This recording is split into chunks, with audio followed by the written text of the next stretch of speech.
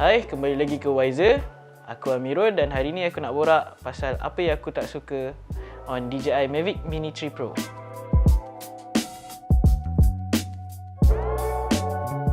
Alright guys, so for the past 2 weeks aku dah gunakan DJI Mavic Mini 3 Pro ni sepanjang raya lah sebenarnya. So banyak agak experience aku dengan dia dan banyak agak lah isu-isu yang aku rasa kena ada improvement untuk yang akan datang ataupun untuk mungkin next gen dia. So first off, jom kita bincang dulu pasal dia punya build quality. Okay, untuk model Mavic Mini 3 Pro ni, yang kalau korang perasan, dia memang menggantikan Mavic Mini tu lah. Okay, yang mana berat dia masih lagi 249 gram. Banyak juga improvement dia berbanding dengan yang sebelum ni. Tapi dari segi build, kau akan rasa dia macam plastik ataupun macam mainan.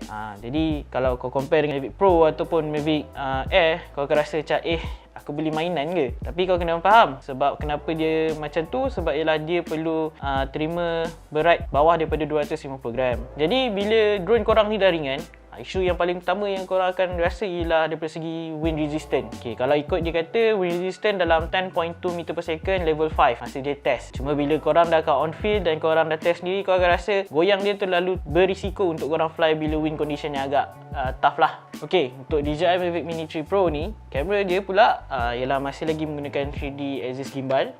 Cuma ada improvement yang agak besar di mana daripada segi stability dan juga smoothness lah. Okay, dan antara yang paling menarik untuk kamera, aku tak nak cerita detail, aku lebih kepada hands on dia, ialah kamera ni kalau korang nak tukar dia punya cover dia, nak tukar kepada ND filter, korang hanya perlu tekan dan pusing saja. So tak adalah korang nak kena complicated sangat. Aku suka sebab dia simple. Tapi bagi aku, kekurangan dia ialah daripada segi gimbal cover, yang mana gimbal cover je kali ni agak complicated dan perlukan practice yang banyak. Dan kalau korang salah pasang gimbal cover korang, ada chances untuk korang damage korang punya gimbal. Dan untuk kamera dia, daripada segi shooting, aku paling suka sebenarnya dia punya vertical shots lah.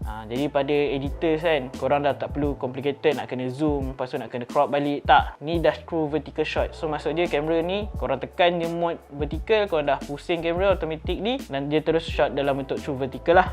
Bagi aku, dia ada special mode, consider sebagai special mode lah, di mana korang boleh ambil still photo 48 megapixel.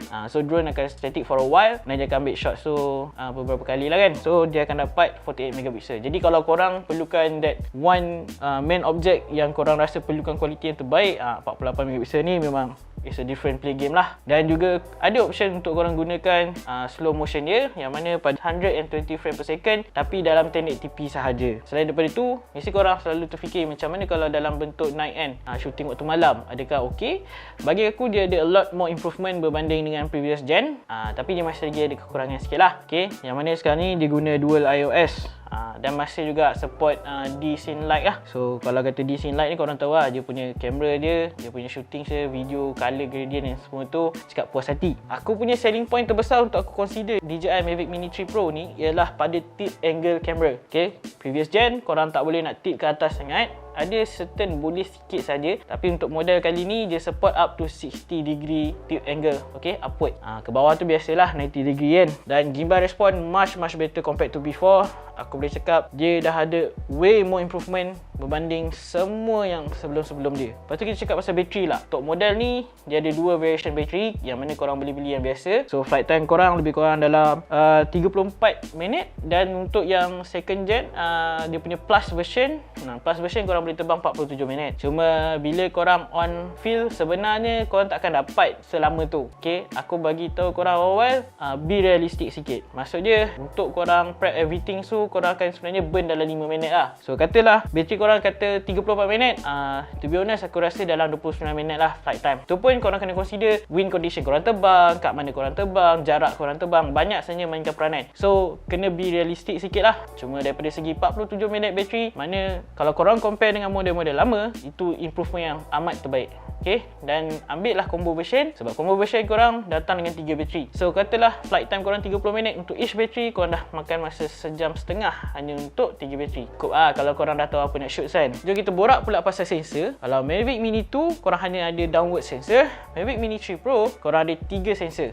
Okay, yang mana front sensor, back sensor dan juga downward sensor. So that's why dia sebenarnya bagi aku menggantikan Mavic Air 2. Okay, yang mana sama juga ada front, back and downward sensor. Sensor wise aku suka sebab sebab korang akan support dengan APAS lah, APAS 4.0 untuk version kali ni. Cuma daripada apa yang aku faham dan apa yang aku dah baca, APAS ni masih lagi kena ada improvement lah. Sebab ada yang dah test on field tengah-tengah terbang dan ada bus lalu, dia under assumption dia boleh elak, tapi sebabkan mungkin bus tu agak laju, dia tak sempat nak recover, so berlanggar lah dengan bus. Itu korang kena research lebih sikit lah. Selain daripada tu, signal. Okay, mari cerita pasal signal. Untuk model yang terbaru ni, dia masih lagi menggunakan OcuSync 3.0. Kalau kata dalam buku manual, kata flight range ialah lebih kurang dalam 12 km. Sejujurnya bagi aku, korang tak perlu fly jauh-jauh. Okay, drone ni ialah untuk korang ambil dalam point of view ataupun lost line of sight. So tak perlu fly jauh-jauh ni sebenarnya. Cuma bila signal tu strong, korang akan rasa safe lah. Jadi untuk aku, dalam Malaysia, korang mungkin tak perlulah fly sejauh tu kan. Dah lah je kecil. So consideration dengan wind condition semua tu, bagi aku range yang aku dapat, wish aku fly lebih kurang dalam 500 ke 1 km je pun, 500 meter ke 1 km, aku dah selesa. Sebab kebanyakan shot yang aku perlukan semua dalam range tu, tak perlu nak pergi jauh pun. Okay, so untuk range tu, korang ada dua option remote. Okay, yang mana kalau korang beli yang DJI RC, which is the latest model dengan OLED screen 5.5 inch ni, aku akan rasa ni biggest selling point juga lah daripada segi remote. Yang mana korang dah tak perlu lagi nak kena ada phone, nak kena plug in, yang mana dia akan wastekan korang punya battery phone. At the same time, battery remote pun dia akan makan. Okay, untuk remote ni, korang boleh fly lebih kurang dalam 4 jam punya cycle lah. Wish kalau kata guna combo punya mode, korang boleh charge battery korang lebih kurang dalam 3 kali cycle sebelum korang kena charge battery remote. Tapi normally, aku akan recommend untuk charge dua-dua sekali waktu yang sama, supaya korang tak ada risiko habis battery remote sebelum fly. Okay, so jom kita masuk dalam shooting mode pula. Jadi untuk shooting mode dia, macam aku cerita yang first tadi mengenai true vertical shot. Jadi itu vertical shot, korang amat senang, tak perlu crop ke apa. Directly korang boleh shoot video tu dalam true vertical dan korang boleh terus upload ke dalam TikTok ke, IG Reels korang ke, YouTube ke. Okay, daripada korang lah kan. So tak perlu complicatedkan keadaan. Dan kemudian kita ada kedua ialah master shot. Master shot ni aku suka guna sebab aku malas nak fikir angle yang terbaik. Jadi aku letak dia dalam master shot, pilih subjek, dan once dia execute, korang hanya tinggal tunggu, siap edit. Korang decide lah angle mana korang nak dan boleh cut dan paste terus lah apa yang korang consider. Okay, kemudian korang ada juga focus track. Focus track ni daripada zaman dulu banyak yang orang nak sangat, tapi bagi aku tak guna sangat pun. Sebab focus track ni ialah bila dia autonomously follow kau dalam certain shot angle. Mungkin kalau kau shoot seorang, kau might consider that lah. Tapi bagi aku yang biasanya kalau aku shoot ada subjek, aku jarang gunakan dia sebab aku masih lagi kawal secara manual. Seterusnya hyperlapse. Bagi hyperlapse ni, to be honest, sebab masa model ni keluar, review unit tak update lagi mode tu dalam dia.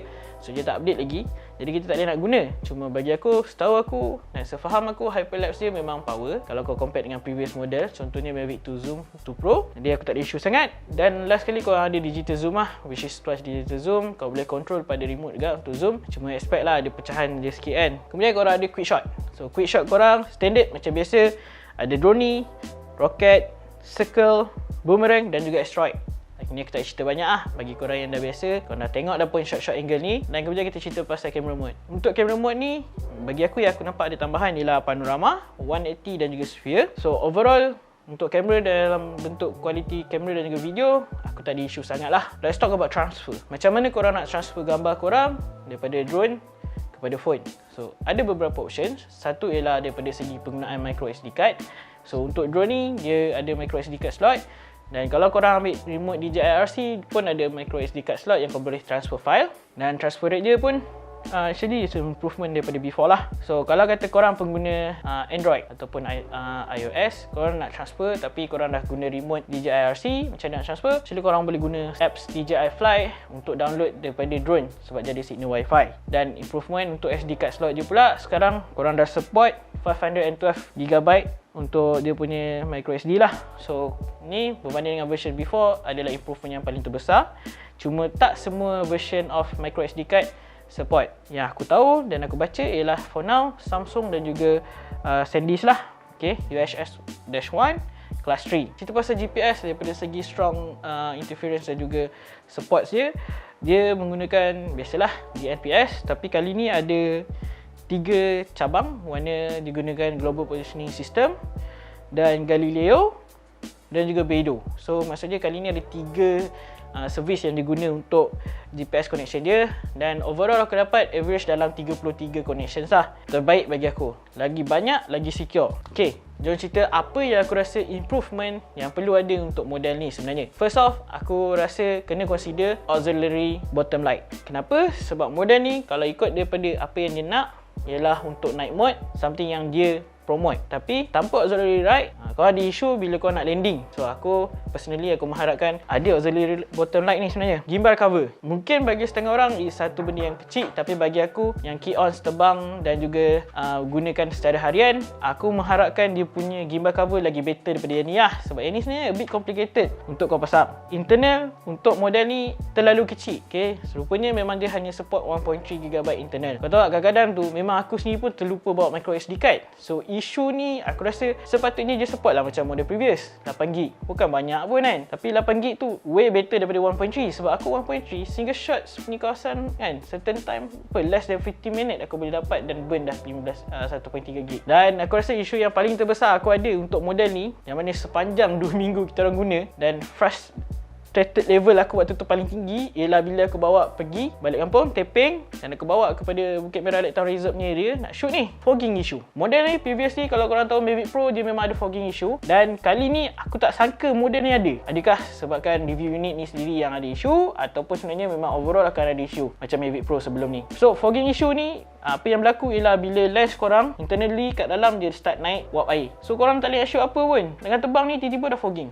Dan aku sebenarnya dah borak agak, aku bagi member lain test out pun kan, masa benda ni tak ada kat aku test terbang, rupanya dia pun mengalami isu yang sama. Cuma solution dia kata waktu tu, dia terbang lama sikit sampai fogging issue tu hilang, baru je baru start shooting balik. Tapi bagi aku, takkanlah aku nak tunggu sejam, setengah jam semata-mata nak tunggu fogging issue hilang kan. So aku rasa itu ialah something yang diorang kena investigate lebih, sebab model-model lain selepas Mavic Pro dah tak ada isu ni. Bila masuk Mini 3 Pro ni tiba-tiba dia balik. Nanti aku share kat korang lah, korang boleh tengok sendiri macam mana tengah-tengah terbang tiba-tiba start fogging dan spoil mood aku lah, sebab aku dah terbang, aku dah bawa dia pergi jauh-jauh nak shoot on field, tiba-tiba tak boleh. So tu saja untuk review aku kali ni. Kalau korang ada persoalan dan nak tanya lebih, korang boleh komen kat bawah. Jangan kutuk aku kutuk aku frust. Okay, tu saja kali ni. Bye guys.